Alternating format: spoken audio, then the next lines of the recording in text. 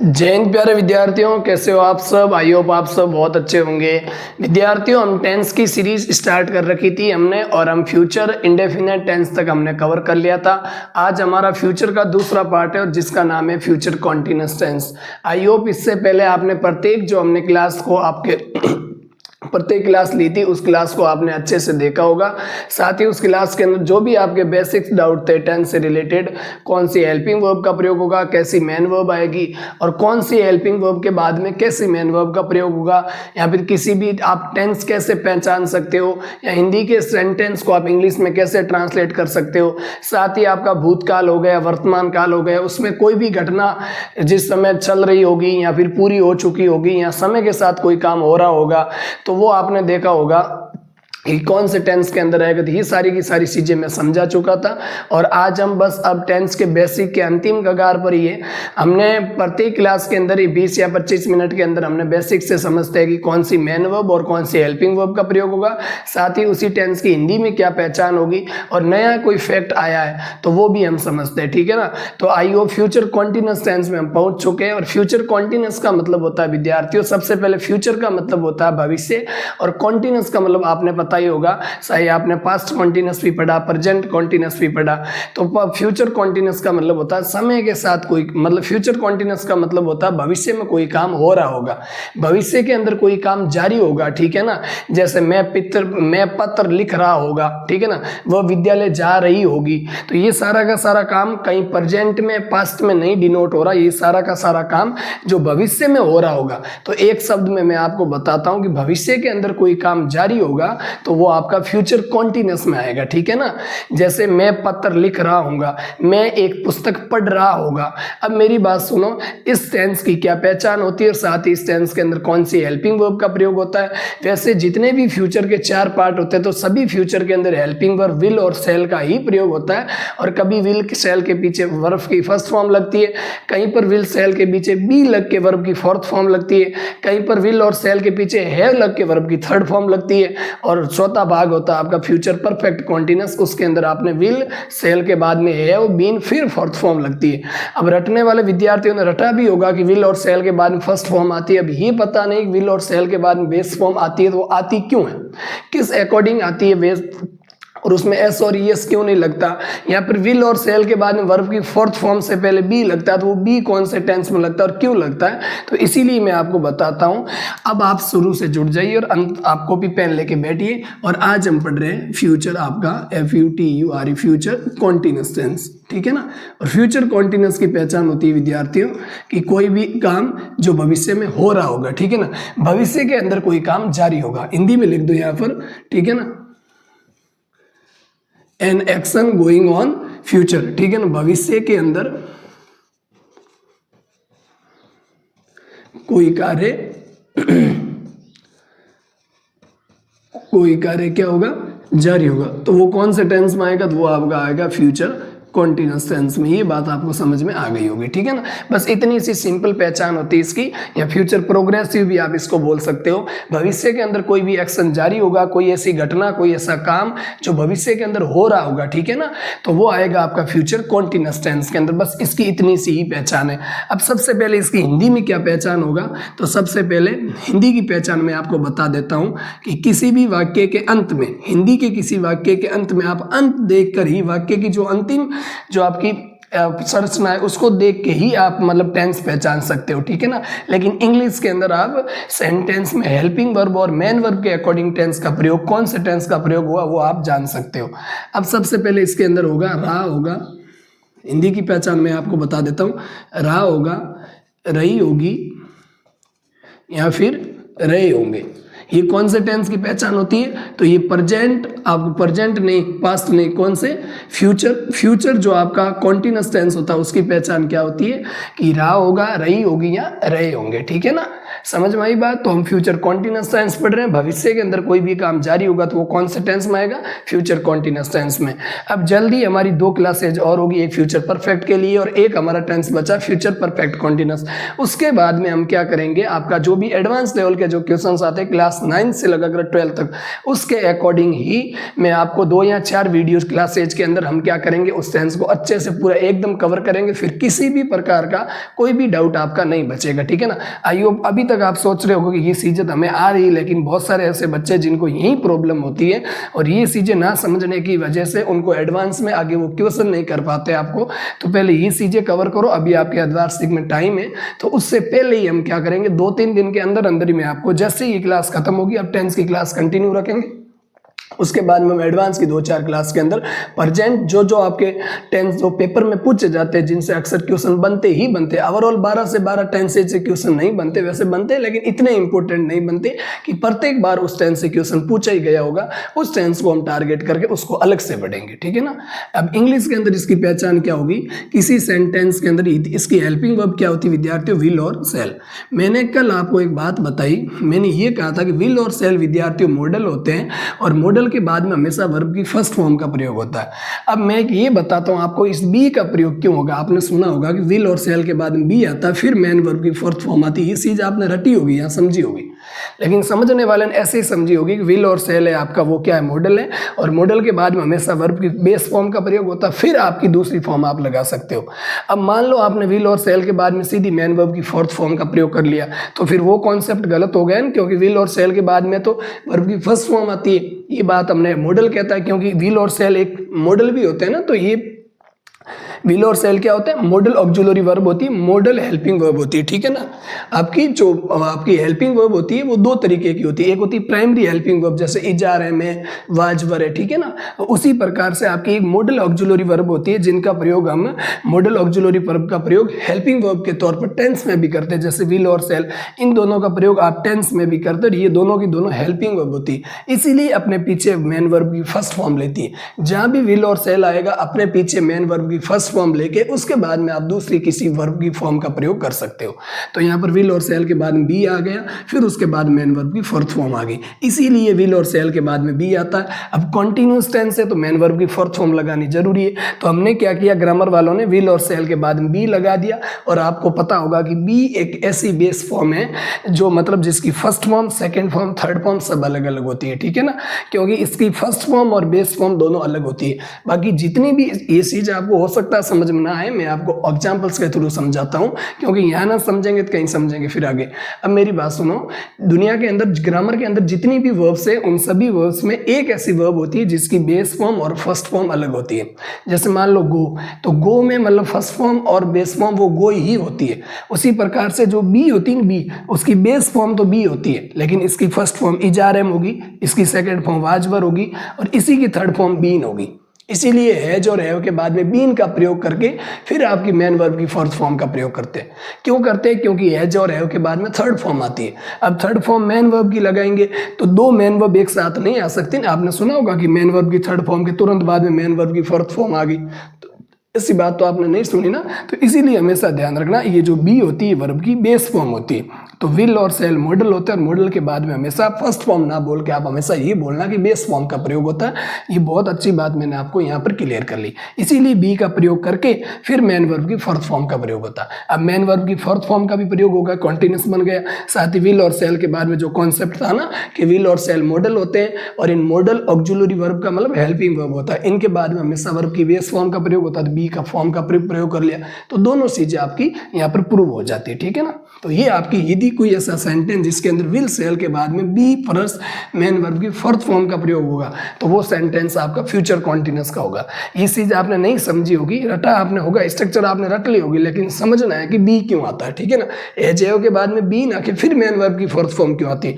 कोई कहने में तो ऐसे भी कहते हैं कि विल और सेल को कनेक्ट करने के लिए और मेन वर्ब की फोर्थ फॉर्म, इन दोनों को आपस में कनेक्ट करने के लिए बी का प्रयोग होता है। हाँ, ये बात भी सही है, क्योंकि यदि डायरेक्ट फोर्थ फॉर्म लगा देंगे तो टेंस की स्ट्रक्चर गलत हो जाएगी ना, तो इसीलिए बी का प्रयोग होता है, ठीक है। अब मेरी बात सुनो, मैं आपको पॉजिटिव नेगेटिव और इंटेरोगेटिव। हम ऐसे ही पढ़ते हैं, पॉजिटिव, नेगेटिव, इंटेरोगेटिव। संरचना जान लेंगे, दो दो वाक्य जान लेंगे, बस हमारा बेसिक कंप्लीट हुआ। इतने इसके अंदर बेसिक है, फिर आप प्रैक्टिस करना वाक्यों की। अब इसकी स्ट्रक्चर क्या होती है, सबसे पहले मैं आपको बताता हूँ कि पॉजिटिव में सबसे पहले सब्जेक्ट का प्रयोग होता है, फिर आपकी हेल्पिंग वर्ब आएगी। हेल्पिंग वर्ब स्ट्रेंथ की क्या है, विल और सेल। ठीक है, अब विल और सेल के बाद में सीधी फर्स्ट फॉर्म लगाओगे, फ्यूचर बन जाएगा इंडेफिनेट, लेकिन विल और सेल के बाद में बी लगा के फिर मेन वर्ब की फोर्थ फॉर्म लगाओ और फिर आपका क्या लगेगा, ऑब्जेक्ट। ठीक है ना। नेगेटिव में सब्जेक्ट आएगा पहले, फिर आपका विल और सेल आएगी, हेल्पिंग वर्ब। ठीक है ना, विल और सेल। तीसरे स्थान पर नॉट आएगा, फिर आपका क्या आएगा, बी, नॉट के बाद में बी, फिर मेन वर्ब की फोर्थ फॉर्म। ठीक है, फिर ऑब्जेक्ट। रटना मत विद्यार्थियों, ये चीज यहीं समझाई जाएगी, आगे नहीं समझाई जाएगी। जरूरी नहीं है कि विल और सेल के तुरंत बाद में बी चिपका हुआ नहीं होता है, विल और सेल के बाद में नॉट का प्रयोग होगा, फिर बी का अलग से प्रयोग होगा। ये आपने बीन के लिए समझा होगा। तो आई होप ये बात समझ में आ गई कि नॉट का प्रयोग हमेशा तीसरे स्थान पर ही होता है। विल बी, सेल बी, ऐसे रटना मत। विल और सेल के बाद में बी लगाकर फिर मेन वर्ब की फोर्थ फॉर्म का प्रयोग होता है फ्यूचर कॉन्टिन्यूअस टेंस के अंदर। इंटेरोगेटिव में दो होता है इंटेरोगेटिव। पहला होता है जिसकी संरचना क्या होगी, पहले वाले की संरचना आपका हेल्पिंग वर्ब पहले आएगी, तो हेल्पिंग वर्ब विल या सेल। मैंने आपको बता दिया विल का प्रयोग कहाँ होता है, सेल का प्रयोग कहाँ होता है। ठीक है, उसके बाद में सब्जेक्ट, फिर आपकी बी, फिर आपकी मेन वर्ब की थर्ड फॉर्म नहीं फोर्थ फॉर्म, फिर आपका ऑब्जेक्ट। ठीक है ना। अब मान लो बी विल और सेल से जुड़ा होता तो बी यहाँ आता ना, लेकिन विल और सेल से बी कनेक्ट नहीं होता, इसलिए ये अलग थोड़ा सा आता है। और इसके बाद में क्वेश्चन मार्क और इंटेरोगेटिव, इसकी आप लिख देना WH वर्ड। ठीक है ना, फिर आपका जल्दी जल्दी ये सेम टू सेम लिख के क्वेश्चन मार्क लगा देना। तो ये आप नोट करो, फिर हम बढ़ते आगे की ओर।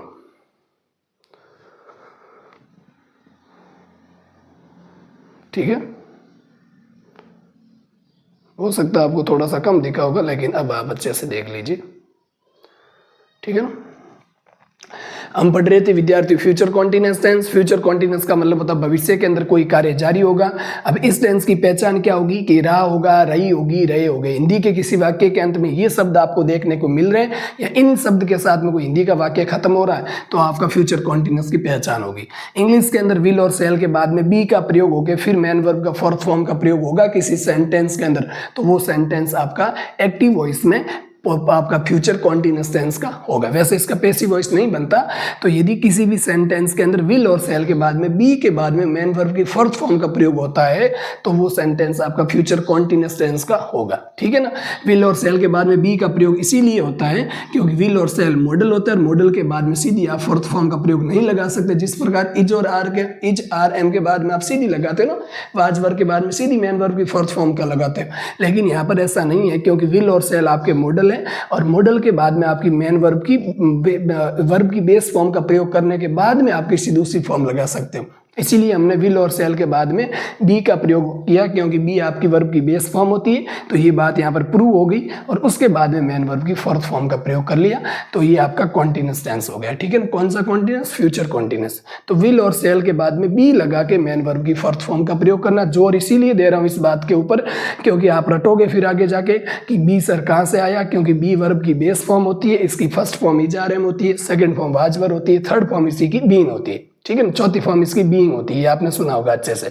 तो इसीलिए वर्ब की बेस फॉर्म का प्रयोग, इसके बारे में मॉडल के बाद में वर्ब की बेस फॉर्म का प्रयोग होता है। ये आपकी विल और सेल होते हैं, ये मॉडल हेल्पिंग वर्ब होती है। इसको मॉडल ऑक्सिलरी वर्ब बोलते हैं क्योंकि हेल्पिंग वर्ब भी दो प्रकार की होती है। एक होती है primary is are am was verb, वो है जे वाली, और दूसरी आपकी ये होती है आपकी कौन सी, मॉडल ऑक्सिलरी वर्ब, जिसके अंदर can, could, may, might, must, ठीक है, should, used to, need, dare, और उसके साथ में विल, सेल, ये सारे के सारे।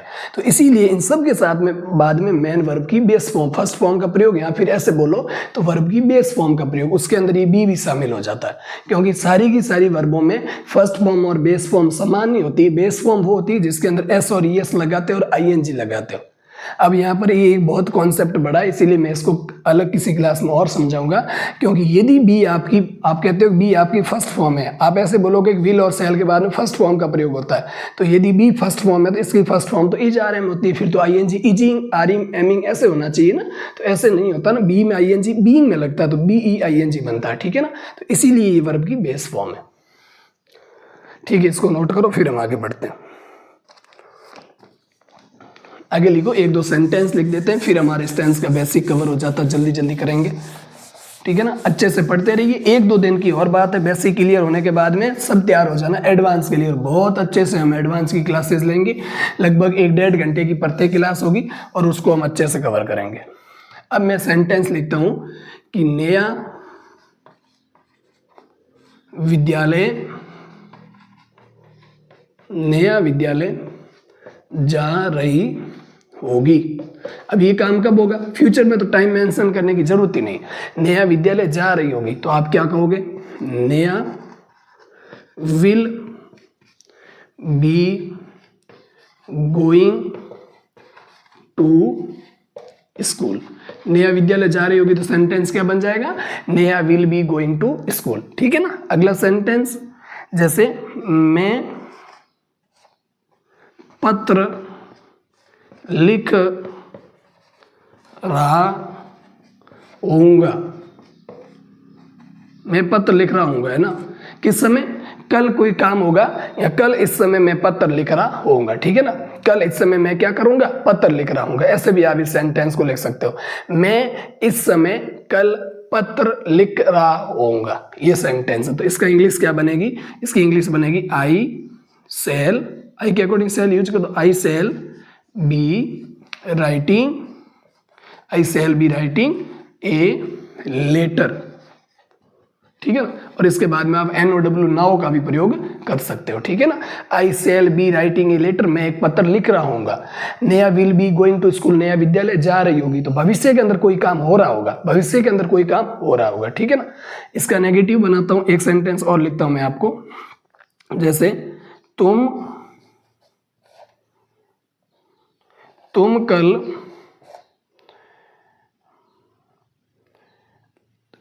कल खेल नहीं रहे होंगे। तुम कल खेल नहीं रहे होंगे। ठीक है ना, होगे या होंगे जो भी है। अब इसमें बताओ आप क्या होगा? तुम कल खेल नहीं रहोगे होंगे। ठीक है ना, कि तुम कल खेल नहीं रहे होंगे। अब मेरी बात सुनो, इसके अंदर सबसे पहले सब्जेक्ट यू आ गया, उसके बाद में विल या सेल, यू के अकॉर्डिंग विल, फिर बी। ठीक है ना, तो यू विल बी प्लेइंग, ठीक है ना। बस यू विल बी, यू अब नेगेटिव है ना, तो नेगेटिव नॉट का प्रयोग कहाँ करोगे? यहाँ पर। सॉरी, ये थोड़ा दिख नहीं रहा होगा आपको, मैं इसको मिटा के थोड़ा अच्छे से और लिख देता हूँ।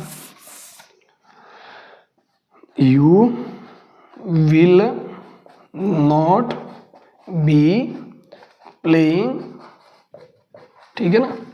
You will not be playing, इसका मतलब तुम कल खेल नहीं रहोगे। टुमारो लिख दो, टुमारो का मतलब कल, TUMORROW, ऐसे भी कर सकते हो आप। ठीक है ना, टुमारो, तुम कल खेल नहीं रहे होंगे, या तुम कल इस समय नहीं खेल रहे होगे, तो क्या बनेगा? You will not be playing tomorrow. तो टुमारो लिखने की कोई जरूरत नहीं है। जैसे आप कोई सेंटेंस में देखोगे, टाइम मेंशन करने की कोई जरूरत नहीं, आप देखोगे you will not be playing. ठीक है ना, तुम कल खेल नहीं रहे होंगे। सबसे पहले सब्जेक्ट, फिर हेल्पिंग वर्ब, फिर नॉट, फिर मेन वर्ब, और उसके बाद में जो ऑब्जेक्ट जो भी पार्ट है वो चलता रहेगा। तो आई होप ये समझ में आया होगा। 1-2 सेंटेंस और है, आप लिखो, तब तक मैं 1-2 सेंटेंस आपको और लिखवा देता हूँ। ठीक है ना, ताकि वो अच्छे से समझ सकते हो आप।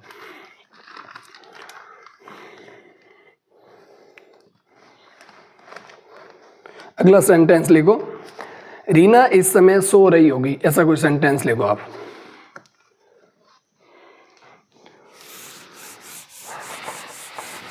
करो जल्दी जल्दी करो विद्यार्थियों। मैं एक सेंटेंस लिखता हूं, रेड से आपका।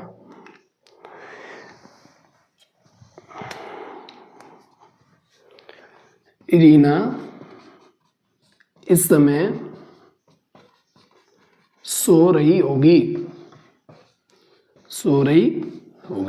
ये सेंटेंस बनाओ इंग्लिश के अंदर आप।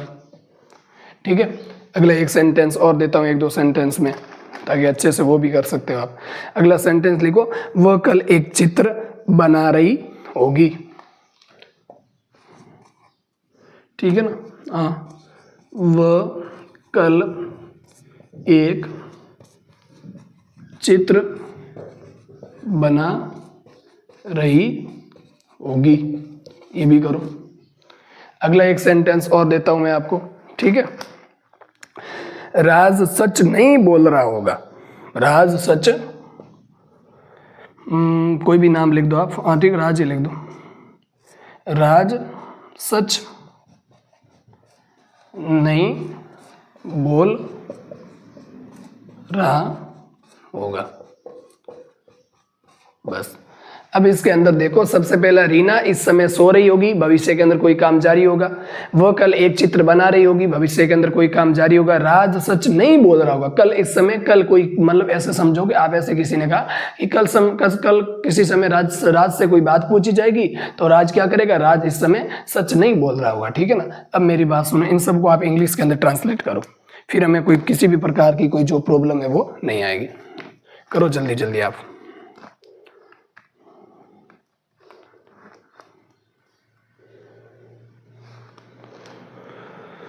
डस्टर कहाँ गया? हीरा।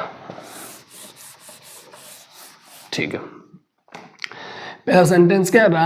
रीना इस समय सो रही होगी। तो सबसे पहले रीना सब्जेक्ट आ गया। Helping verb will be. सोने को क्या बोलोगे विद्यार्थियों? स्लीपिंग। अब इतना तो आप समझ ही सकते हो, इतना आप कर सकते हो। Sleeping now. नाउ का मतलब होता है इस समय। तो Reena will be sleeping now. Reena इस समय सो रही होगी। ठीक है ना। अब नाउ प्रेजेंट कॉन्टिन्यूस। नाउ वैसे कॉन्टिन्यूस मतलब समय को बताने की एडवर्ब है। नाउ कौन से टाइम टेंस को या कौन से टाइम को बताने की एडवर्ब है, तो नाउ हमेशा कॉन्टिन्यूस टेंस के अंदर आता है। जब विल और सेल के साथ नाउ का प्रयोग किया जाता है तो इसका मतलब वो फ्यूचर कॉन्टिन्यूस को शो कर रहा होता है। ठीक है ना। और आपका इज आरएम के साथ में नाउ का प्रयोग होता है तो वो प्रेजेंट कॉन्टिन्यूस को होता है। ये हमेशा ध्यान रखना आप। ठीक है ना। वह कल एक चित्र बना रही होगी, तो क्या आ जाएगा? सी विल बी। फिर मेन वर्ब की फोर्थ फॉर्म पेंटिंग या फिर ड्राइंग, DRAWING, ड्राइंग दोनों लिख सकते हो। ठीक है ना। पेंटिंग ए पिक्चर, PICTURE। ठीक है ना। एक पिक्चर के लिए एक आएगा। राज सच नहीं बोल रहा होगा, तो क्या आ जाएगा? सबसे पहले Raj will not be telling a truth या the truth, telling the truth. तो आइयो विद्यार्थियों, ये भी आपको समझ में आया होगा अच्छे से। हमने फ्यूचर कॉन्टिन्यूस को भी अच्छे से पढ़ लिया। ठीक है ना। और फ्यूचर कॉन्टिन्यूस पढ़ने के बाद में अब हम जल्दी आपका फ्यूचर परफेक्ट की ओर बढ़ेंगे। तो आई होप आपको ये क्लासेस समझ में आ रही होगी। और जल्दी धैर्य रखिए, इसके बाद में हम आपका जो एडवांस का जो टेंस है उसको भी पढ़ेंगे। ठीक है ना। अब दो टेंस बचे हमारे। ठीक है ना। एक आपका फ्यूचर परफेक्ट और एक फ्यूचर परफेक्ट कॉन्टिन्यूस। एक फ्यूचर परफेक्ट जिसके अंदर कोई काम भविष्य में पूरा होगा, और फ्यूचर परफेक्ट कॉन्टिन्यूस का मतलब होता है भविष्य में कोई काम है वो आपका समय के साथ आपका कंप्लीट होगा। ठीक है। समय के साथ हो रहा होगा। समझ में आई बात? तो ये सारी की सारी चीजें अपन किस में पढ़ेंगे? फ्यूचर टेंस में। आने वाली 2 दिन की जो क्लासेज है उनमें पढ़ेंगे। अब हमारी क्लासेज रेगुलर होगी। जो भी विद्यार्थी हमारे से नया जुड़ा है वो चैनल को जरूर सब्सक्राइब कीजिए। और साथ ही साथ सब्सक्राइब करने की जगह आप हमेशा जो भी विद्यार्थी आपके पढ़ते हैं आपस में, जो भी दोस्त हैं, उन सबको यदि टेंस में किसी भी प्रकार की प्रॉब्लम होती है तो उनको जरूर आप शेयर कीजिए। ठीक है ना। जय हिंद।